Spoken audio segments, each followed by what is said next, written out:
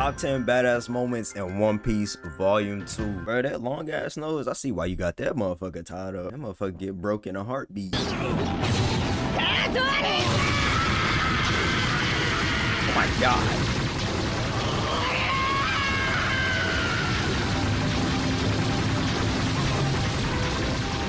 At number 10, it's Luffy finishing off Rob Lucci after a hard-fought battle that Bro, you can't even look like his damn arms cut off the how fast he moving, bro. Almost didn't go the Straw Hat Captain's way. The final showdown between the pirate and the CP9 agent takes place at the end of the Enies Lobby arc, which stands out as an emotional arc that served to cement the deep bond between the Straw Hats. Lucci has the upper hand against Luffy for most of the battle. At one moment, it seems Luffy's out for the count and Robin's chance at happiness is all but dashed. But Usopp's strong words of encouragement push Luffy to tap into hidden reserves of resistance and stand up. Strong words of encouragement. Man, if you don't get your long nose out there and fight, bruh. To his enemy one last time. It's just enough to get the job done, and it reminds us yet again of Luffy's tenacity and his aversion to giving up against a stronger opponent.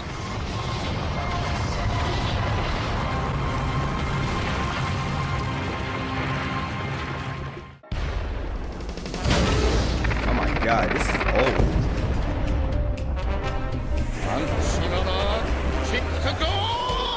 This next moment on our list is all style and panache as Sanji, living up to his self-given name of Mr. Oh, his name's Sanji. Okay, I thought Sanji was a damn enemy. Prince makes a timely entrance at Crocodile's base to save his crewmates. Luffy and gang are in all kinds of trouble, locked up in a sea stone cage in a croc-infested room that's flooding fast. The key to the cage lies in the stomach of one very snappy banana wani. Using his guile and cunning, Sanji tricks Crocodile into leaving his base. He then breaks into the flooded room and, with a powerful kick that sends one gigantic croc out of his way, saves the day. As for Sanji's Mr. Prince moniker, well, surely you would have caught on by now. It's a clever bit of foreshadowing by the mangaka Eiichiro Oda, a not so subtle hint to the revelation many arcs later that Sanji's actually a prince of the Vinsmoke family.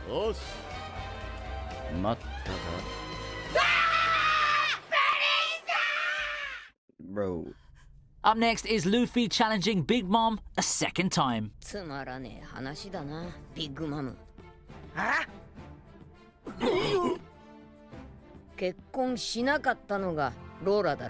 Before they meet in person, the first two interactions between the upstart and the Yonko are telephonic. They're like one of them titans that I just watched from that other video, bro. Their first exchange at the end of the Fishman Island arc, Luffy, fresh off a big win, tells Big Mom on the Den Den Mushi that he's not only eaten all her candy, but that he plans to kick her ass all over the New World. Unlike this spur-of-the-moment provocation, his second challenge to her is more personal and more hostile. Imprisoned on Whole Cake Island and unable to rescue Sanji, Luffy's in a desperate situation, yet he shows his captor no fear. What's more, he treats her with disdain. Naturally, this infuriates Big Mom to no end, but that's exactly what Luffy wants. This time, his declaration of war conveys not the boast of a kid riding high on a win, but the conviction of a man who knows what he wants and won't let anything or anybody get in his way, even if it's the most powerful woman in the world. Sanji wa kanarazu torikaesu!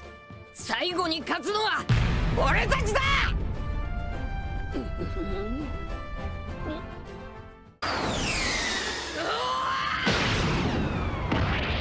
Coming in at number 7 is Luffy's one-punch takedown of Bellamy. In search of the Sky Island of Skypiea, the Straw Hats arrive in Jaya. There they run into Bellamy the Hyena, a rabble-rousing rookie. Before his character development in the Dressrosa arc, Bellamy's a rather unlikable character. He bullies the weak, he's arrogant, and he's full of himself too. He runs with a nasty crew, he taunts and humiliates Luffy and Zoro for no good reason, but what really puts him at odds with Luffy is that he doesn't believe in dreams and mocks those who do. To him, anybody who believes that Skypiea and its city of gold exists is a fool. Unfortunately though for Bellamy, he also seriously underestimates Luffy, taking him for a weakling and his unwillingness to fight as a sign of cowardice, which earns him a punishing punch to the face from Luffy. It's always satisfying to see a bully get what he deserves, isn't it?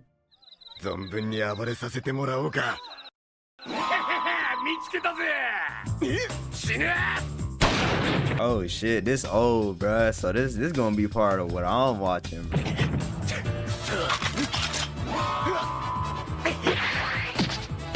The shonen fandom loves a superhero who can single-handedly fight an entire army. Zoro happens to be one such hero. When he's not lost and wondering about not that big-ass nigga letting Zoro grab him by the head. The swordsman of the Straw Hat Pirates can be an extremely capable first mate to his captain and crew. We saw his incredible loyalty and sacrificing heart in the incident with Bartholomew Kuma, which made our first list of badass moments. But even before that, Zoro showed us this side of his character in Whiskey Peak when he single-handedly defeated 100 bounty hunters, including a few of Crocodile's top officers, and saved his sleeping crewmates from their evil designs. His sword skills are enough to confuse his opponents into thinking he's the real captain of the crew. Now that he treats the fight not as a life and death situation but as an opportunity to test out his newly acquired swords makes him such a badass in our books. This nigga always smiling after he either getting his ass whooped at the beginning or whooping somebody's ass.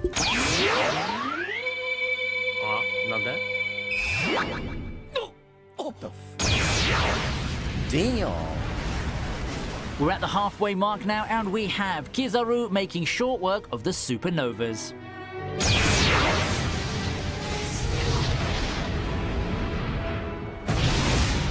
The Sarbodi arc makes an important turning point in the Straw Hat's journey. It's where Luffy famously punches a celestial dragon, another moment that made it to our first list. Another reason that this makes this arc significant is that it serves as an introduction to the Supernovas, the 11 top rookie pirates perceived as the next big threat to the world government. Their arrival in Sarbodi at the same time and Luffy's antics at the slave auction cause such a stir that it puts them on a direct collision course with the Marines, their army of Pacifistas, and Admiral Kizaru. However, as brash and fearless as the rookies are, they soon realize they're no match for the slow-speaking, lightning-fast Admiral. Kizaru easily defeats Hawkins, Drake, Appu, and Uruj, while the Straw Hats escape his wrath only with Rayleigh's timely help. Kizaru may not be antagonistic like Akainu or Aokiji, but he makes for a fascinating and often unpredictable character.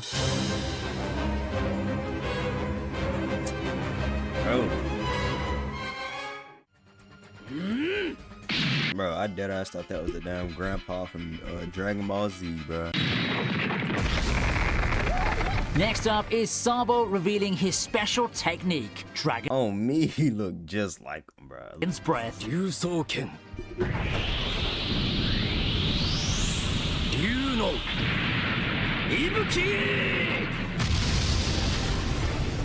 Taken for dead after he drowned as a child, Luffy's sworn brother returns during the Corrida Coliseum tournament in the Dressrosa arc. Taking Luffy's place in the fight, he goes up against such big-name opponents as Diamante and Burgess, disarming both of them easily with his unique Dragon Claw Fist martial arts, while showing the same irreverent and fun-loving fighting style as his brash younger brother. But it's his display of Dragon's Breath that's truly awe-inspiring. Imbuing his clenched fists with haki and punching them into the ground, Sabo sends a shockwave so great that he completely destroys the arena, sending his opponents and the audience floundering. It is indeed a worthy exhibition of power for the second in command of the Revolutionary Army and the man chosen to inherit Fire Fist Ace's Devil Fruit powers. 貴様一体何を用ができた優勝する未来の海賊王のクルーになろうちゅう男が4カごときに臆しておられるか At number 3, Jinbei returns Big Mom's Sake Cup. This is a quiet moment of courage that's as powerful as the flashiest showdown. With her unpredictable temperament and uncontrollable hunger pangs, Big Mom's one of the most terrifying forces in One Piece. Imagine standing up to her at a time when her best-laid plans are falling. Bro, Big Mom don't even look that strong. She just look creepy, bro. Y'all, if y'all don't kick her big ass, bro. Hard, and she's ready to lose it. Jinbei not only dares to do just that, but gets away with it too. As Luffy and gang gatecrash the grand wedding on Whole Cake Island, Jinbei once again states his intention to leave Big Mom's crew and join the Straw Hats. The furious Yonko intends to make him pay with his life, but shockingly fails to do so because the fishman shows absolutely no fear of her and her powers. Now this is an incredibly powerful scene, made all the better with the drama and the dialogue. It just goes to show that there are few characters as loyal and strong as the gentle Jinbei. これにてビッグマム海賊団を辞めさせてもらう Dude, imagine walking around being named the Big Mom Pirate. Yeah, bro, you deserve to die, bro. どうもお世話になりやした。雷鳴発見。 In the runner-up spot, we have Kaido one-shotting Luffy in their very first encounter in the Wano arc.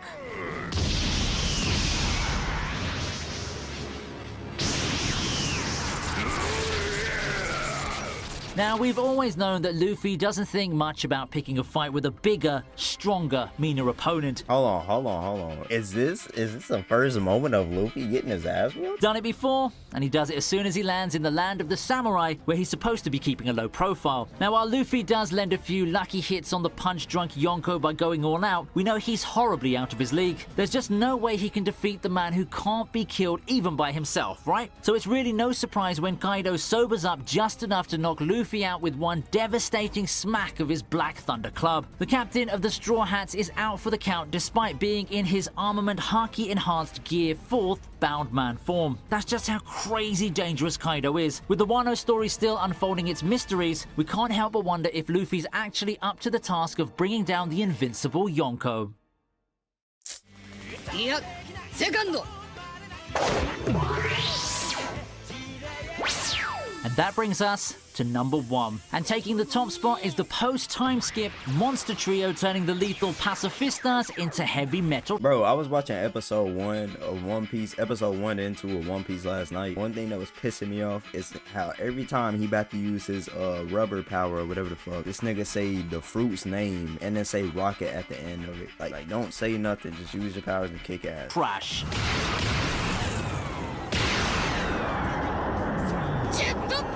Since their forced separation at the hands of Bartholomew Kuma 2 years ago, the Straw Hats have been on their own, training and powering up so they can reunite one day and resume their journey. A quiet reunion's out of the question, at least for Luffy, Zoro and Sanji. When the monster trio meet again, it's naturally with the Marines and the Pacifistas hot on their heels. The weaponized cyborgs had given the Straw Hats endless trouble 2 years ago, but this time, they're more prepared for them. This scene may not have the gravitas of a serious battle. It is in fact comical in tone, with Luffy lugging around a giant backpack filled with food, yet the display of their newfound strength and growth in abilities still makes for a very special moment. It's the monster trio we've loved and missed. After all, only stronger and better than before.